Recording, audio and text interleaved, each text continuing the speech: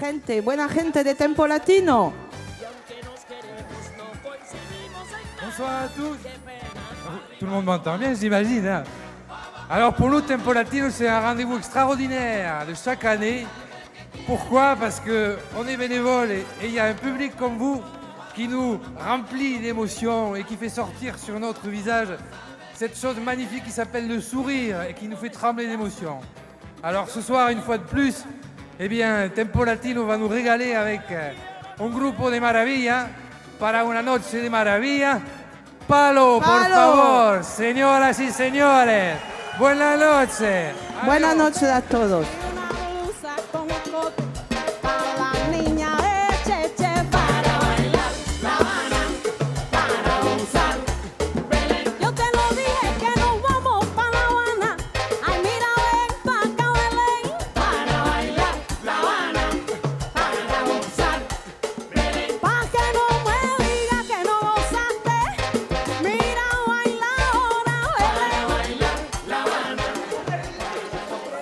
J'avais un goût personnel pour le mambo, le cha-cha-cha, des orchestres comme Pérez Prado, Xavier Cugat, tout ça. Et puis après de la salsa, hein, Tito Puente,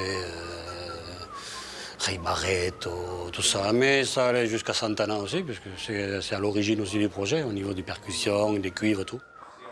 Donc c'est un grand mélange de tout ça. Et le fait d'observer qu'il n'y avait pas de festival, très peu de concerts, voire pas de concerts sur la France, encore moins dans la région. Et je sais pas, enfin, j'ai même été ausculté jusqu'à l'Europe, voir ce qui existait, en faisant des recherches, tout ça.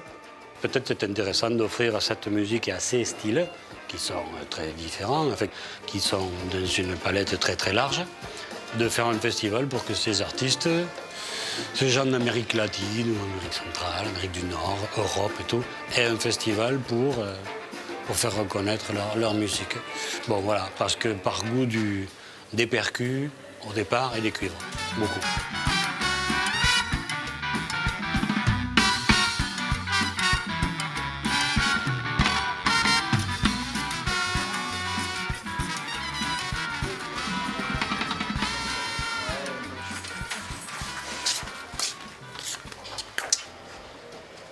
Nous, on est là un peu pour amener un peu ces gens à être connus. Voilà. On sert de tremplin. Cette année, on a encore, 23 ans après, on a des musiciens encore qui viennent pour la première fois en France. On a la Bichiga et la Mamba Negra.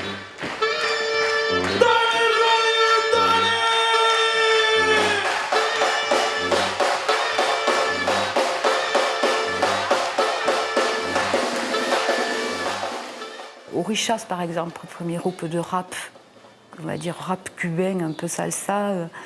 Ils sont venus pour la première. Après, ils ont explosé sur les scènes françaises, mais c'est vrai qu'ils sont venus à Tempo pour la première fois. Ça serait impossible de faire le festival sans tous les bénévoles. On est entre 500 et 600, parce qu'on a des bénévoles en bar, on a des bénévoles qui montent tous les décors. On a des bénévoles à la restauration, on a des bénévoles dans les cabanes, on a des bénévoles partout. Voilà. Donc sans ça, c'est juste pas possible, quoi. On est 6. Il y a Christian, il y a Jean-Pierre, Jean-Jacques et Patrick et Richard. Le matin, bon, on récupère et l'après-midi, on attaque jusqu'à 7h, 7h15, juste au moment où le rosé est bien frais. Notre but principal, c'est quand même d'installer tout ce qu'il y a autour des arènes, donc cabanes, les cabanes en premier, les loges. Je pense qu'on est un groupe quand même très homogène, très manuel, parce que pour faire ce qu'on fait, il faut être manuel. Là maintenant, il faut faire des fauteuils, il faut faire des lits, il faut faire beaucoup de choses. Je pense qu'on résout tous les problèmes. Ici, on n'est que 6, oui. Voilà. Ici, on est 6 bénévoles. Ah oui, j'insiste bien sur le mot bénévole, parce que... Mais bon, on y passe beaucoup de temps et On le passe agréablement malgré la chaleur.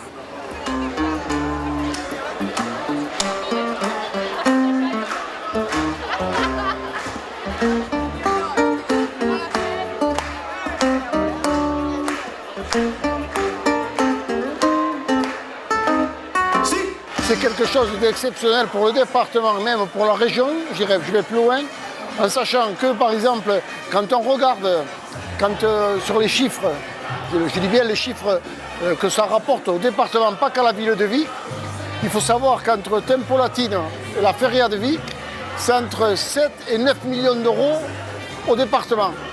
Donc c'est quand même pas rien, mais Tempo Latino, c'est quelque chose de très convivial, où les gens se retrouvent, dansent, prennent du plaisir et boivent un mojito avec envie, sans rentrer dans des dépassements.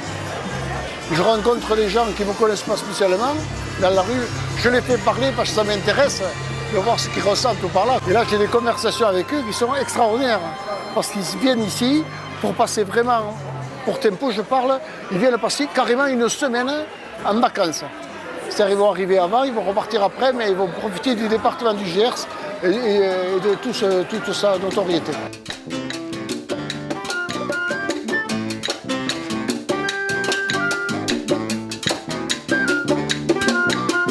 On est une équipe de 7 professeurs dans le cadre du festival de Tempo Latino depuis 7 ans maintenant. Là, on est en train de bosser sur la 7e année.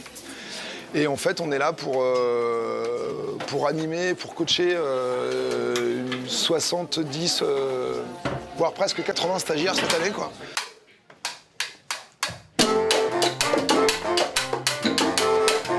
La finalité, c'est déjà, c'est de faire monter d'une marche tous les stagiaires, tous les participants au stage, sans exception, qu'il n'y ait pas de retour en arrière et que tout le monde progresse.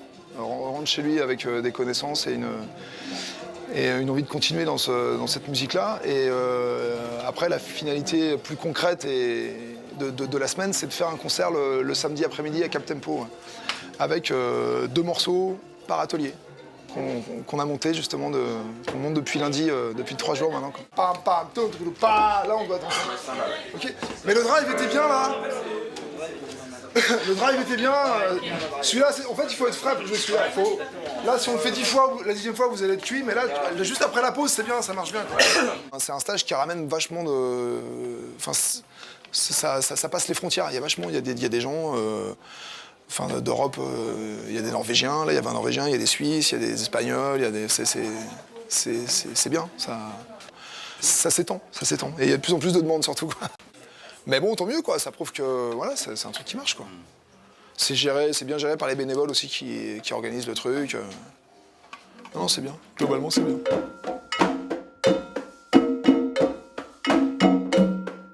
En général, les adultes qui viennent sont souvent des danseurs et qui viennent par curiosité, en général, pour comprendre un peu mieux, en fait, cette musique. Voilà, la démarche n'étant pas de, voilà, je viens pour savoir jouer des percussions au bout de 3 jours. La démarche étant, voilà, la clave, comment est construite cette musique, voilà, pour eux, leur permettre de, voilà, savoir mieux danser. Voilà, c'est vraiment qu'ils comprennent mieux cette musique. Le but, c'est vraiment, voilà, défendre la musique en live. C'est quelque chose de très important, surtout sur un festival de cette notoriété. Et justement, de donner l'opportunité aussi de passer de l'autre côté de la barrière, quoi. Voilà.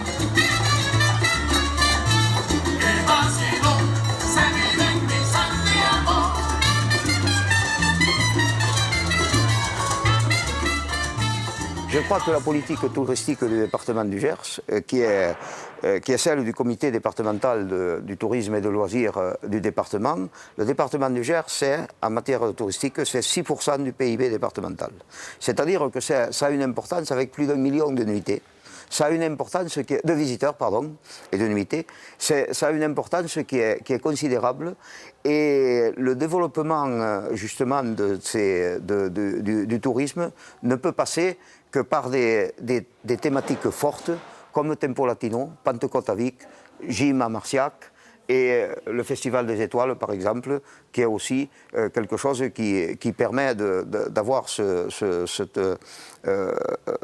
panel d'offres en période estivale et étalé en tout cas sur les 3 mois de l'année. Donc la retombée, elle est réelle. Et puis, au-delà de ça, c'est l'Armagnac, c'est le foie gras, c'est le floc de Gascogne, ce sont les vins de pays avec le Madiran et le Segmont, et toutes ces choses-là, elles se tiennent toutes, elles ont toutes un lien qui est économique certes, mais qui est culturel parce que l'Armagnac fait partie de la culture gasconne.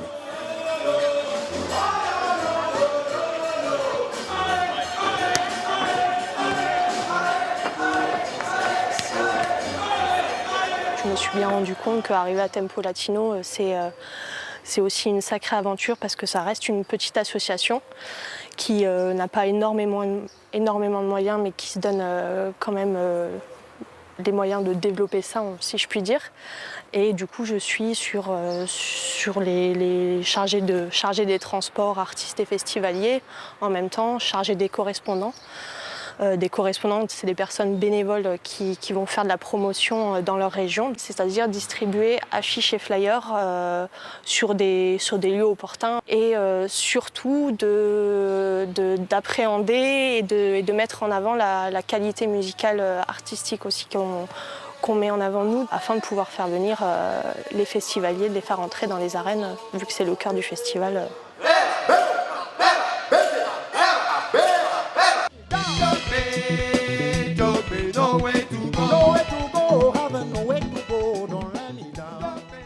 C'était d'abord un des objectifs de faire une notoriété du festival en faisant venir les plus grands. Les plus grands en partageant la scène avec des groupes moins connus, faisant connaître les moins connus, et faisant connaître ceux qui ne sont pas connus du tout, en les invitant d'abord au ROF, au concert de la Congue, qui est un laboratoire. Et après, aller crescendo, les faisant passer dans les arènes. Esa cosita que yo tengo, eso para ti no puede ser tramposa.